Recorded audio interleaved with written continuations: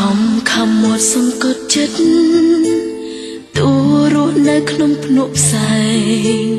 ចានក្នុងរាវគង់អីនឹងលែងប៉ាទុំកិច្ចតែជីវិតគ្រួសារមួយនេះមិនអាចគង់វង្សតទៀតទេស្នាមព្រៃមានច្រើនណាស់មីមេដល់ពេល